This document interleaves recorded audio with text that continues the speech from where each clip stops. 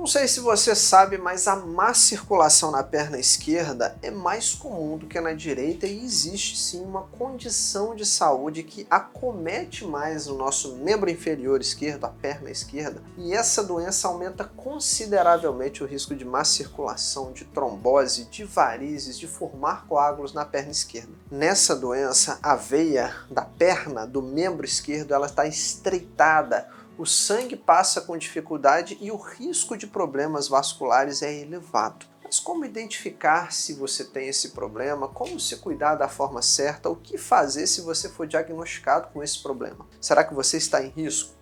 Eu sou o Dr. Antônio Casselli, médico especialista em cirurgia vascular e angiologia, e se você é novo aqui no canal, não esquece de se inscrever, clicar no gostei e tocar no sininho para ativar as notificações e não perder nenhum dos próximos vídeos. E caso você queira acessar vídeos exclusivos ainda mais aprofundados, mais completos, vídeos sem anúncios. Além disso, você ter prioridade para que eu possa responder as perguntas que você deixa aqui nos comentários. Além de todos esses benefícios, ainda ajudar os nossos projetos sociais que apoiam pessoas que precisam de curativos para úlceras vasculares, pessoas aguardando em cirurgias por veias entupidas. Você pode se tornar agora mesmo um membro assinante aqui do nosso canal, categoria Diamante, por menos de R$5. É só você clicar em um botão que está aqui embaixo, escrito Seja Membro. Vamos falar hoje sobre duas doenças venosas, a síndrome de May-Turner, que afeta a perna esquerda, e vou te falar também uma outra síndrome compressiva,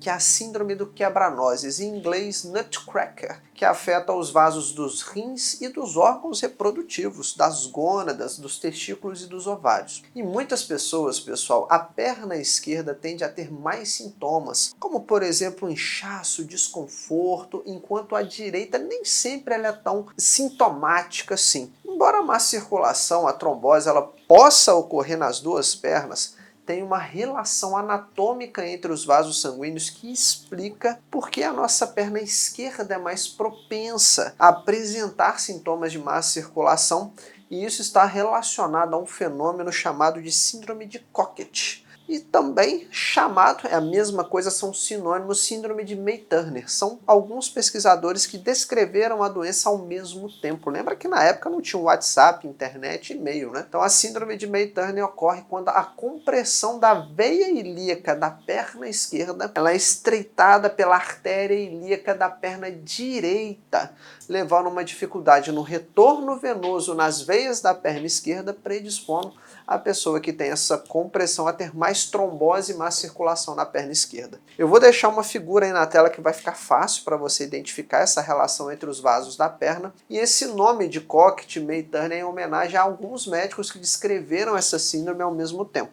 Um deles foi o britânico Robert Cocket, os americanos Robert May e Joseph Turner, todos eles ali por volta da década de 1950, 1960. Se você parar para pensar, a artéria é um vaso sanguíneo de parede espessa, muscular, porque ela trabalha com pressões de 120 a 80 milímetros de mercúrio que vem do coração, é aquela pressão 12/8. As veias são vasos delgados, a função delas é simplesmente guardar sangue nos momentos de demanda e liberar para o corpo quando a gente tem demanda, por exemplo, em exercícios físicos. E essa é uma das explicações para a síndrome. A artéria é mais espessa, mais resistente e ela comprime a veia que é mais delgada. Além disso, se você pensar bem, a veia trabalha contra a gravidade e todas as pessoas possuem esse cruzamento nas artérias e nas veias que vão para as pernas, mas em algumas pessoas essa compressão é maior e isso torna ela mais sintomática, em outras pessoas isso não é tão exuberante. A síndrome de May-Turner é mais comum em mulheres jovens, de 20 a 40 anos, e um dos principais sintomas é a trombose repetida na perna esquerda. Eu já tive uma paciente de 33 anos que teve 11 episódios de trombose. Mas calma que eu já vou te explicar em detalhes como que você descobre se você tem esse risco, como pesquisar essa doença, mas antes eu quero te lembrar de duas coisas importantes. Aqui embaixo embaixo na descrição tem 2 links úteis para você. Um deles é o SOS Má Circulação e Trombose, o nosso programa avançado de combate às doenças da circulação. E o segundo link é o nosso e-book com 10 dicas práticas de como você pode combater coágulos sanguíneos, cuidar da sua saúde cardiovascular e proteger as suas veias da forma certa. Mas vamos lá, vamos voltar para o nosso tema de hoje, não vamos perder o nosso raciocínio não. Existem alguns exames que podem ser feitos para pesquisar essa doença. Um deles é a angiografia e outro é a tomografia computadorizada com contraste, a angiotomografia.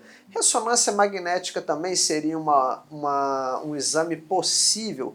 Todos esses ajudam, mas um simples seria o ultrassom com Doppler. O ultrassom com Doppler é um exame de rastreio, mas em caso de dúvida, aí nós vamos precisar da angiotomografia, que aí a gente tem imagens mais detalhadas, a gente consegue ver essa compressão com mais nitidez. Então, o ultrassom com Doppler é útil, mas ele depende da experiência do examinador e perde a qualidade em pessoas obesas, mas para rastreio é bom.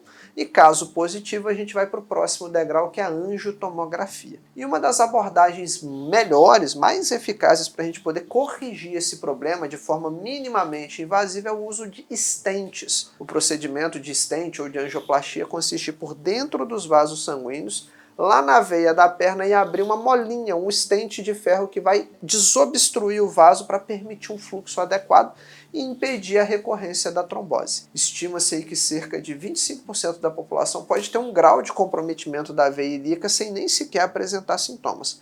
Mas muitas vezes a condição ela só é diagnosticada quando a pessoa tem uma trombose. Essa compressão causada pela síndrome de May-Turner, geralmente ela não causa tantos sintomas, exceto quando já se forma um coágulo ali. E ela pode aumentar em mais de 5 vezes o risco de uma pessoa ter uma trombose venosa profunda no membro inferior esquerdo, na perna esquerda. E a síndrome de May-Turner, também conhecida como síndrome de Cockett, ela vai contribuir para outros problemas, como varizes pélvicas, varizes vulvares na região genital feminina, uma condição onde as veias da bacia, da pelve, ficam dilatadas e dolorosas, principalmente na gravidez ou em algumas fases do ciclo menstrual, já que as veias respondem aos hormônios. E uma das causas mais comuns de dor no ato sexual, pessoas que vão ter relações sexuais e sentem dor, que a gente chama de dispareunia, são as varizes na pelve. E embora rara, essa compressão também pode acontecer na perna direita, na veia da perna direita, que é conhecida ali como síndrome de May-Turner reversa. E essa variação, quando acontece do lado direito, também acontece por conta da compressão da artéria em cima da veia. Essa compressão, por conta da duração, a gente pode ter alterações venosas, cicatrizes, espessamento dos vasos sanguíneos, e dentro da veia, quando isso acontece, vai agravar ainda mais a obstrução do fluxo sanguíneo e causar mais sintomas. Por isso que algumas pessoas ficam com a perna dolorida, inchada, pesada, mesmo após tratar uma trombose. São alterações chamadas de síndrome pós-trombótica, onde o retorno venoso do sangue da perna ele é prejudicado, não só pela compressão, mas também por agressão por trombos, pela dificuldade na circulação ser boa ali naquela região. Embora essa síndrome pode acontecer em qualquer grupo étnico, pretos, brancos, ela é mais frequente em pessoas ocidentais. E nós temos uma outra síndrome compressiva, que é a do quebra-nozes, a gente chama da síndrome de compressão da veia renal. Essa é outra condição vascular que pode ter um impacto também na vida dos pacientes. Esse nome de quebra-nozes, ou nutcracker em inglês, ele é inspirado no mecanismo pelo qual a síndrome acontece. A veia renal esquerda fica comprimida entre duas estruturas anatômicas, que é uma artéria que vai para os intestinos, chamada de mesentérica superior, e a artéria aorta, que vem do coração. Então a veia passa entre as duas e ela acaba sendo pinçada, semelhante a um quebra-noz, um instrumento tentando apertar a noz. E essa compressão ela impede o fluxo adequado no sangue, no rim, principalmente no rim esquerdo, e isso leva a sintomas desconfortáveis e algumas vezes até debilitantes. Essa síndrome ela pode se manifestar de várias maneiras, Depende da gravidade da compressão, da intensidade, da quantidade de sangue que fica represado ali. Um dos sintomas mais comuns é sangue na urina, que a gente chama de hematúria. E isso pode ser desde uma hematúria microscópica, que é aquela identificada só em exames de laboratório, como exames de urina, ou ela pode ser visível, a hematúria macroscópica, quando a gente consegue visualizar o sangue a olho nu. Você olha no vaso e está de cor diferente. Essa perda de sangue, pessoal, acontece por conta de uma pressão elevada dentro das veias renais. E isso força o extravasamento de sangue para os rins e para a urina.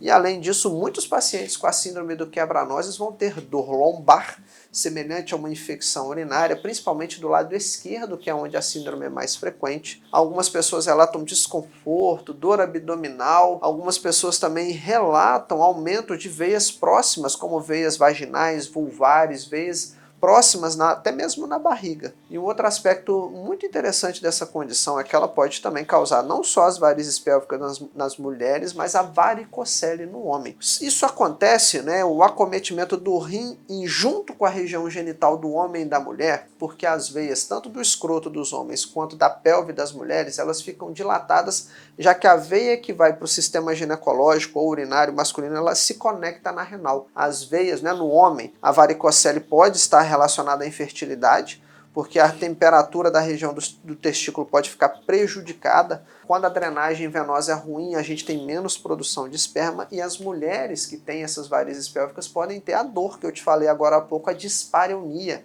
que é aquela dor durante o ato sexual ou até mesmo no ciclo menstrual. Algumas pessoas relatam até mesmo quando ficam muito tempo em pé. Essa síndrome do quebra-nozes, ela costuma ser subdiagnosticada.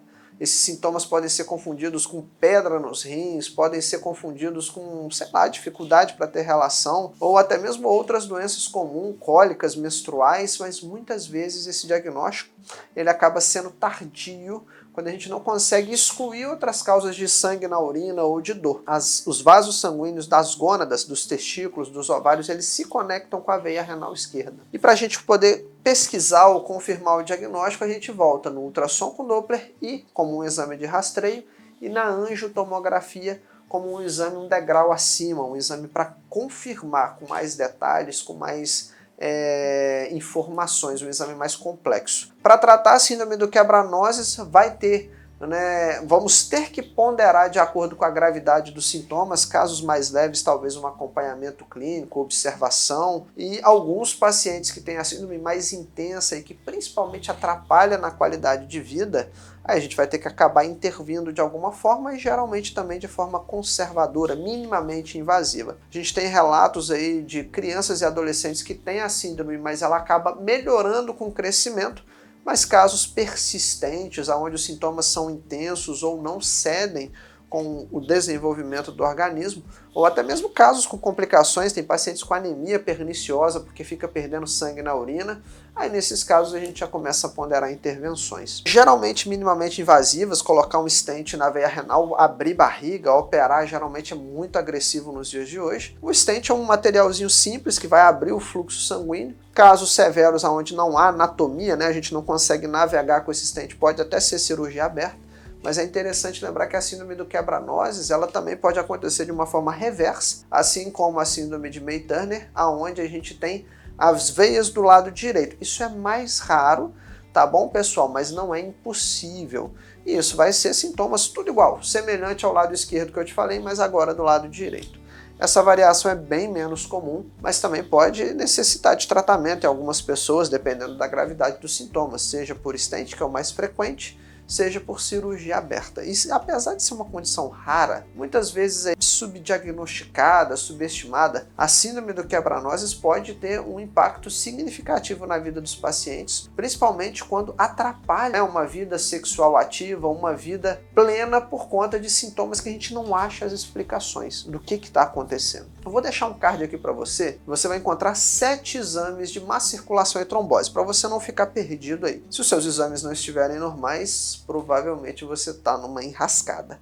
Então não perde esse card que está aqui, vai te direcionar para um outro vídeo muito interessante. E se nesse encontro nosso de hoje você aprendeu muita coisa legal, se eu pude te ajudar bastante, foi até melhor do que uma consulta médica, que talvez você já fez por aí, não recebeu tanta informação de qualidade, tanta riqueza de detalhes, talvez você pagou e tal, nem foi tão bem atendido assim. Você pode contribuir para os nossos projetos sociais de duas formas. A primeira é se tornando um membro assinante. Quando você faz isso, você tem benefícios, acessa vídeos exclusivos, vídeos mais completos, vídeos sem anúncios, você tem prioridade para eu responder as dúvidas que você deixa nos comentários. E além disso, ajuda muitas pessoas que nós apoiamos que precisam de curativos para feridas por má circulação, pessoas que aguardam em filas de espera para operar veias entupidas. Mas se você preferir não se tornar um assinante, quiser fazer uma contribuição pontual, na descrição do vídeo tem uma chave Pix. Nunca se esqueça que a prevenção é o melhor remédio para veias entupidas, para má circulação, para qualquer doença. A nossa saúde é o nosso bem mais precioso. Sem ela a gente não aproveita a vida, a gente não consegue viajar, passear com quem nós amamos, conseguir o nosso sustento. É muito importante você se cuidar, proteger as suas veias, se prevenir contra as doenças da circulação. E é para isso que a gente está aqui, para poder te ajudar a combater a má circulação da forma certa, para te ajudar a cuidar de verdade da sua saúde cardiovascular. Eu vou estar te esperando então no nosso próximo encontro, tá bom? Até o próximo vídeo. Até lá!